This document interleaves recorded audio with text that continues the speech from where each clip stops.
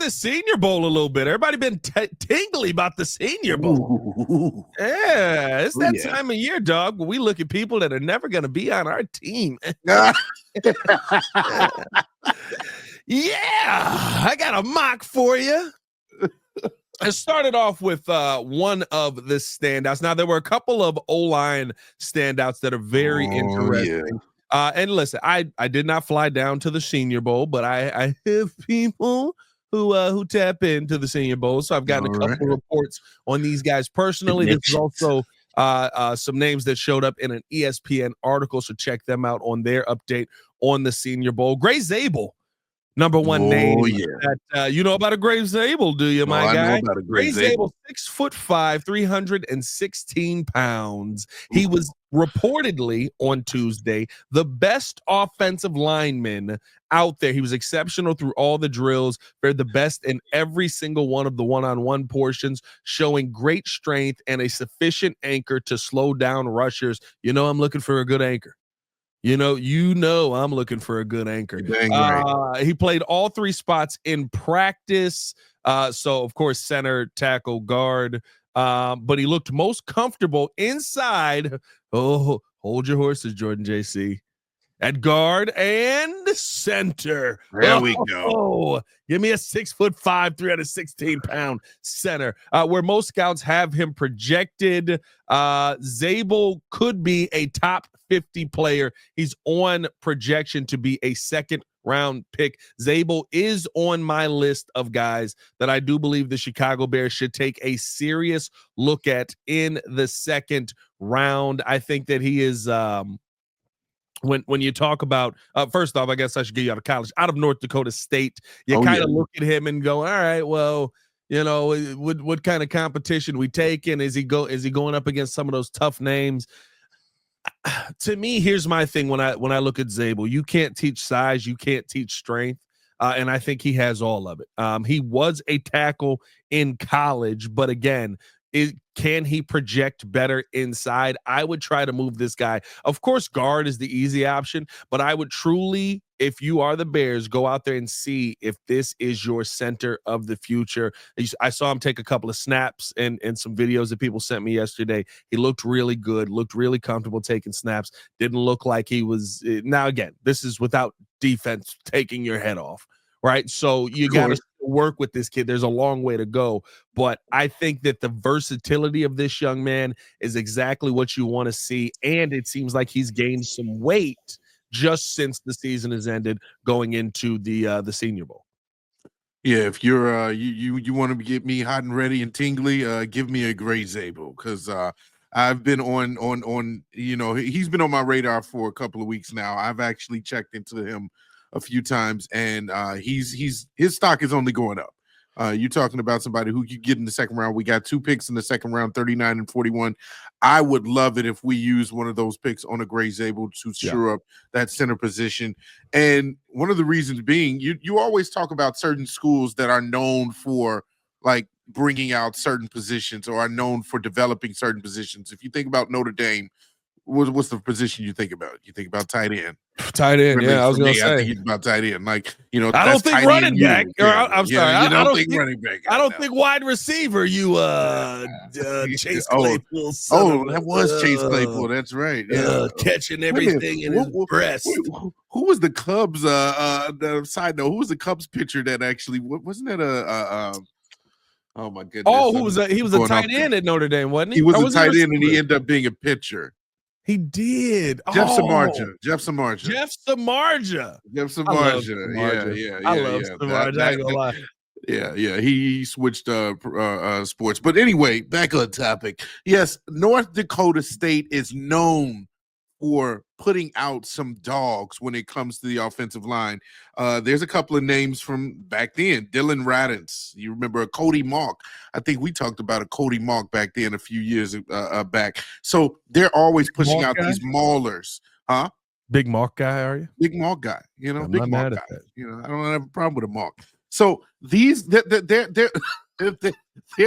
have a reputation for really, being physical. They always have a good offensive line because they always have one of the top running attacks in college as well. And so when you have that reputation, when they're constantly pushing out these guys in the offensive line, I mean, you have to pay attention. And so it's the same with Zabel. It mentions that he is relentless, finishing ability is tops, has a lot of power, has a lot of physicality. He's kind of like a bull in a china shop. You want that kind of guy.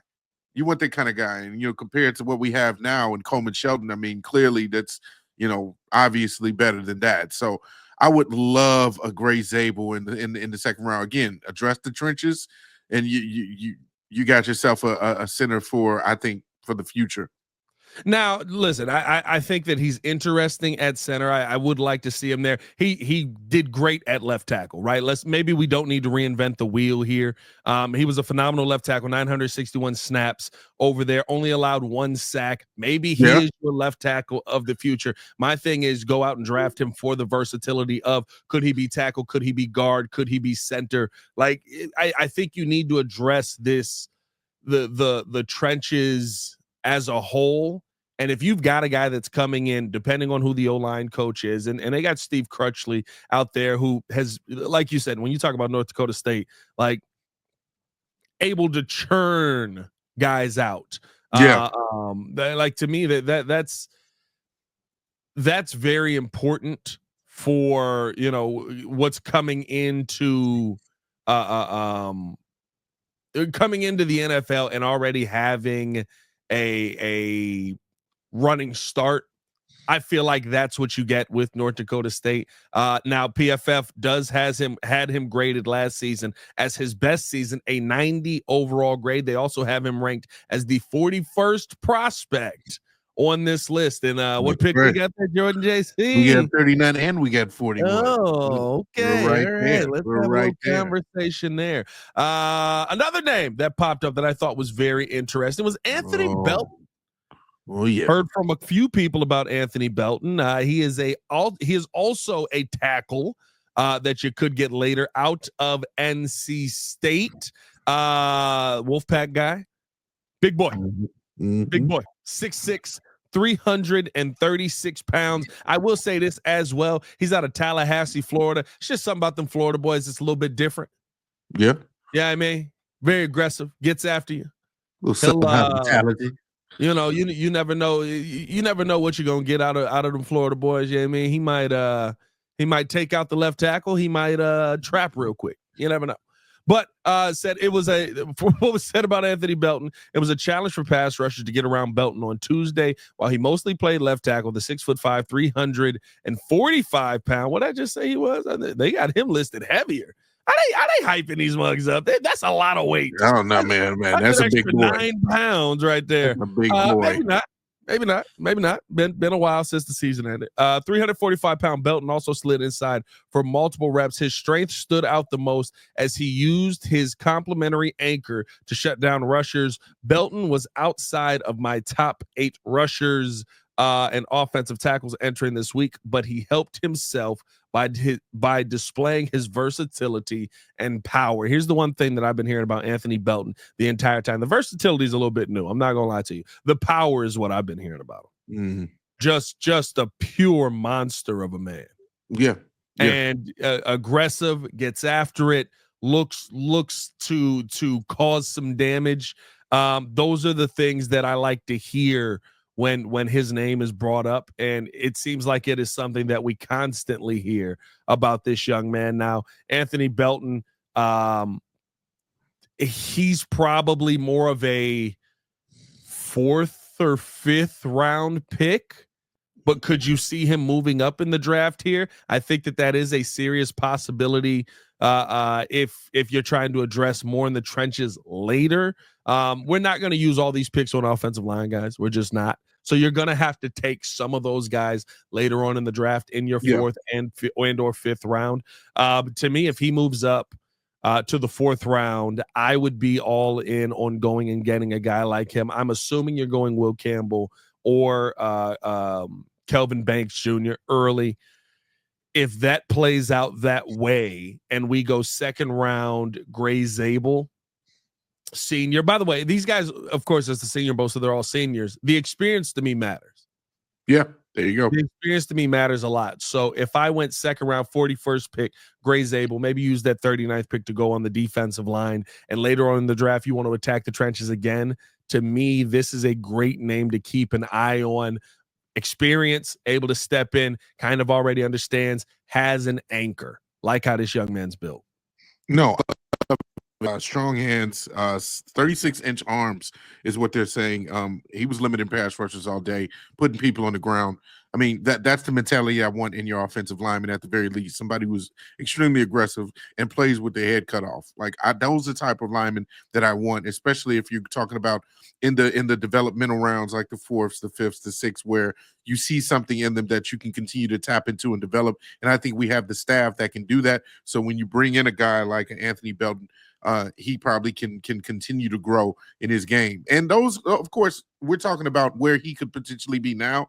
We know that there's going to be certain players that are just going to continue to rise in draft boards. So, if we get like when we talked about Keenan Allen leaving, we get that 4th round back.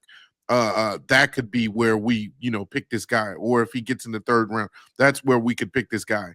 I'm fine with Anthony Belton. I just want these type of players to be on this team, because that's the culture that we're trying to set, is guys that absolutely love football, and you can tell on tape that they're guys that really dedicate to their craft. And you can tell that Anthony Belton is a mauler of a guy. He's a mountain of a man, as we like to say, and he's somebody who you don't have to teach toughness, you don't have to teach aggression, you don't have to teach motor. He has those things in him. And so I would love an Anthony Belton out of North Carolina State. I agree that, if we were to get, either Will or Kelvin Banks in the 1st round, and then we go after Gage Zabel, maybe we use that 39th pick on somebody else, but then go back to addressing the trenches.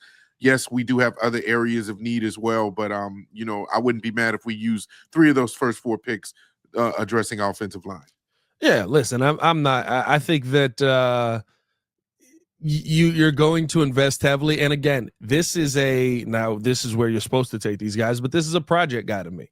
Yeah. Right. I don't think he's a finished product by any means. This is where whoever you hire as your O-line coach is going to be huge. This is where you have to get the most out of an Anthony Belton. He's a pure left tackle. He's not playing anything else. He's a left tackle. He's played left tackle in all 3 years of college, and that's probably where he's going to be slated at if he comes to the NFL. Yeah, the Bears kind of try to shy away from those guys who are stuck in one spot, but I like a guy who just knows his position. This guy's been playing nothing but left tackle for his entire college career. I think that he would be interesting, especially if you went with a Gage Zabel earlier in the draft, because to me, the conversation of Zabel being so versatile, you can move him in the guard. He's really solid. You can move him in the center. Maybe he's able to do that as well.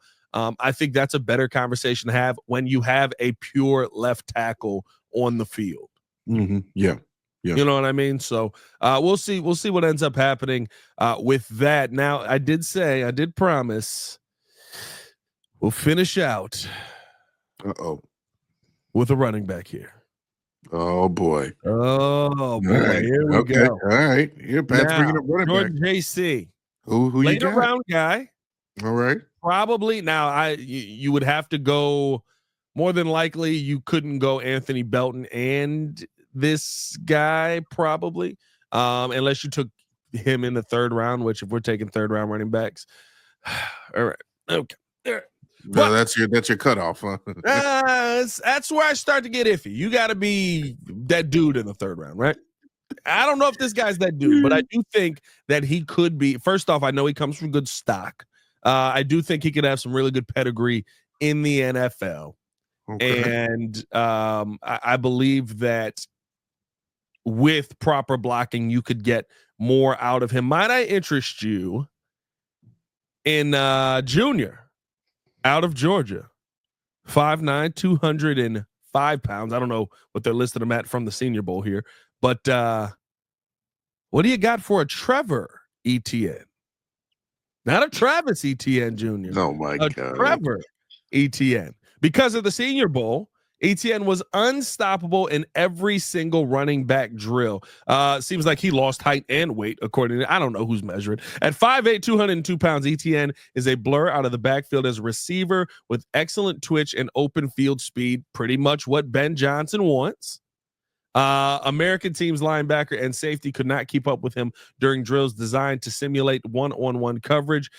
He rushed for 609 yards this last season. He caught 32 passes for 194 yards in 2024. Right now, he's projecting as a day 3 player, which I do believe is probably the case. You're taking him a little bit later. I wouldn't take him in the 3rd round, but you're taking him a little bit later. But he could possibly rise up into that 3rd round.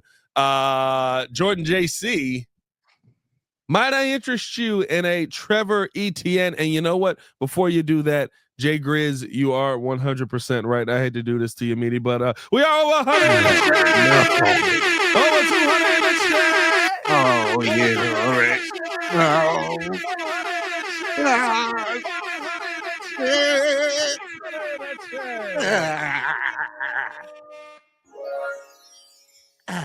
The conversation was too good. My bad, man. Jesus. My bad, dog. We have a good conversation. Killing me out here, man. 400 on the YouTube side, man. Hit that like button. Subscribe to the page. 249 over on the Twitter side, man. Hit that retweet button. I've decided I'm just still calling it Twitter. I'm not like flipping my whole brain around. I'm like, whatever. It's Twitter.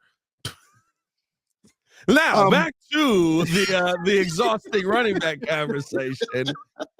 I would be okay if you get into the 4th round area and you take a guy like a Trevor Etienne, because number one, you know the talent in the family already is there. I do like Travis Etienne. I think injuries have really caught up with him and stuff like that. Yeah. But when he came out, he was an exciting player, and I think that if you get this young man a line, he could really show you some things, and he doesn't cost $8 million. You just had to keep bringing that up. No, yeah. I'm gonna be honest with you. Yeah, no, that he's a good prospect. Obviously, comes from good stock. Out of Georgia, you know that's a good program, and so he's going up against decent competition. Had a decent senior year, and so coming in as a really young prospect, mentions 21 years old, would be in his rookie NFL season, and so you like that. Of course, for you, you like wearing guys out, so at least he'll be 21. So by age 25, at least age. How do we? Hey, yeah. It's your show now, buddy. I mean, you like well, I guess Pat is gone. So like I was saying, I think that Pat likes wearing these running backs out when it comes to using them in college. And then oh, you're back. I'm sorry. I didn't mean you wear them out. I mean on the field, brother. On the field. All right, got to be specific with this guy. Flag on the play by Duan. Whatever. Anyway, that one was nuts. That may be the worst one of 2025. That was crazy. Oh, I don't know if I can recover, but hey, anyway, I like the prospect. He's a shifty guy, has a decent motor. I like Etienne. All right, that's all I'm gonna say. I'm gonna shut up now. I'm gonna shut up. Oh, guys. Jesus, that was crazy that you put that on my name in front of all these people. That was insane. Oh God, bro. Hey man, let us know your thoughts on the senior. You ain't lying. Let us know your thoughts on the Senior Bowl prospects. What do you think about the names that are on the list? I would take a guy like Trevor Etienne in the later rounds. I think that would be a good get. Listen, a speed back, a receiving guy who can kind of do everything. I'd be interested in that later on in the draft. Definitely not in the first 3 rounds. Give me a day 3 on a guy like that.